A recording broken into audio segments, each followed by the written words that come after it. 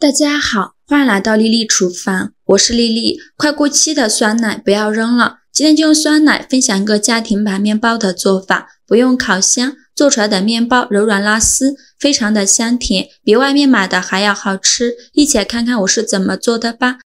首先准备2盒酸奶，把它倒入大碗中，2盒酸奶大约是260克左右，再打入1颗鸡蛋，加入4克酵母，加入50克白糖，促进酵母发酵。喜欢吃甜的可以多放一些，再加30克融化好的黄油，没有黄油的可以加玉米油，用筷子搅拌均匀，搅拌至酵母溶解。搅匀后，再加入350克高筋面粉，没有高筋面粉的可以用普通面粉。继续用筷子搅拌均匀，因为面粉的吸水性不同，面粉的量我们要酌情调整。如果太稀的话，就再加一点面粉；如果太干了，就再加一点酸奶。最后搅拌成这种大面絮状，再下手揉成光滑的面团。现在的面团是很难揉光滑的，先给它揉成一个没有干粉颗粒的面团就可以。面板上倒少许食用油，用手抹匀，然后把面团转移到面板上，给它好好揉一揉，像洗衣服一样给它推拉揉搓，给它揉出手套膜。一边揉搓一边摔打，这样更容易揉出膜。直到拉开有一层这样薄薄的膜，而且不容易破，说明就可以了。全程大概需要10分钟左右。再把面团揉圆揉光滑，给它揉成这样一个稍微偏软一点的光滑面团就可以。再放回大碗中，用手轻轻按扁，再放少许食用油，用手抹匀，防止等一下面发起来的时候沾到保鲜膜上。再盖上保鲜膜，发酵至原来的2倍大。现在我们来调一个馅料，准备一块老南瓜，把南瓜皮去掉，再把去皮的南瓜对半切开，把南瓜切成薄片，切得越薄越好，这样更容易蒸熟。切好之后放入蒸屉上，冷水上锅蒸，盖上盖子，大火蒸15分钟。时间到，我们打开盖子看看，出一根筷子下气，如果能够很轻松就能戳穿的话，说明就已经蒸熟了。然后把它取出来，倒入大碗中，加入50克白糖，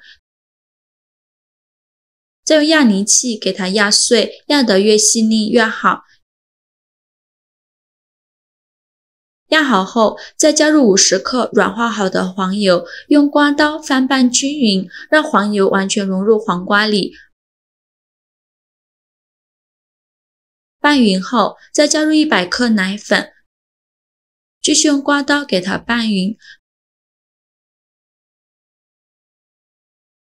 拌匀后，再加入50克椰蓉，不喜欢椰蓉的可以不放，继续给它翻拌均匀。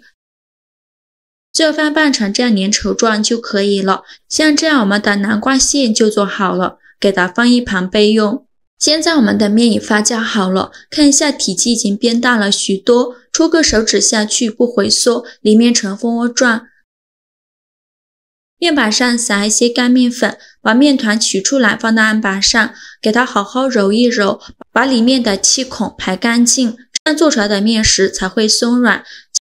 气孔排干净以后，再给它搓成长条，也不用搓得太细了，像这样的长条就可以。然后分成大小均的小面剂，每个面剂约60克左右。切好之后，取一个面剂放到案板上，给它好好揉一揉，由外向内揉，把表面揉光滑了。揉光滑后，再把底部收严实了，然后翻个面整理一下，最后整理成这样一个圆溜溜的小面团就可以。先给它放一旁备用，依次用同样的方法把剩下的面剂都揉匀，全部揉好后盖上保鲜膜松弛10分钟。10分钟后取一个面团放到案板上，用手轻轻按扁，再取出擀面杖，给它擀薄擀大，给它擀成一个长方形的大面饼。也不用擀得太薄了，厚度约 0.5 厘米左右，像这样的厚度就可以。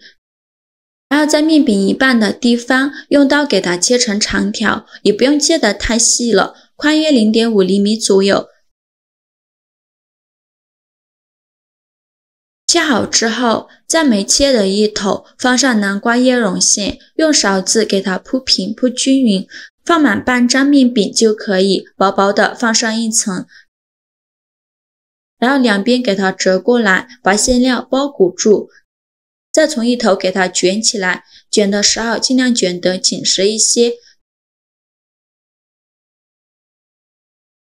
卷好后再给它搓一搓，像这样一个生胚就做好了。接着准备一个模具，在底部铺上一张油纸，再放少许食用油，用刷子刷均匀，底部和周围都刷上食用油，防止粘连。然后把生胚放入模具中，像这样转着圈的摆放。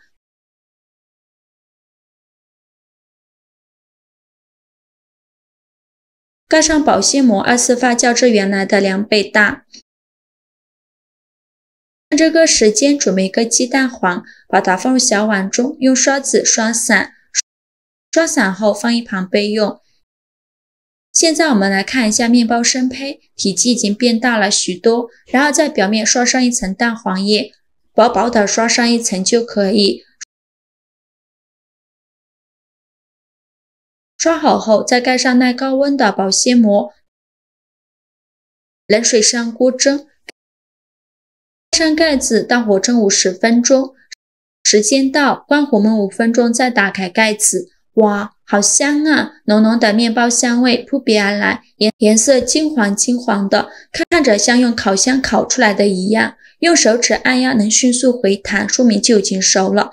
然后把它取出来，把保鲜膜揭开，表面金灿灿的，太漂亮了。稍微放凉后，用手掰一下周围，这样方便脱模。再给它倒扣脱模，底部也是非常的漂亮。像这样非常好吃的酸奶面包就做好了，用手按压能迅速回弹，真的是非常松软。我们再掰开看一下这个拉丝效果，真的是不错，中间满满的都是南瓜椰蓉馅，真的是太香了。个人感觉比外面买的面包还要好吃，而且不是用烤箱烤的，好吃又不上火，加了酸奶。里面还有浓浓的酸奶香味，做法也是非常的简单，喜欢的朋友就赶快收藏起来试试吧。好啦，今天视频就分享到这里了。如果您觉得我分享的视频对你有帮助的话，请您给我点个赞吧，或者是订阅我的频道，我每天都会分享不一样的美食视频。我是丽丽，非常感谢您的支持，咱们下个视频见。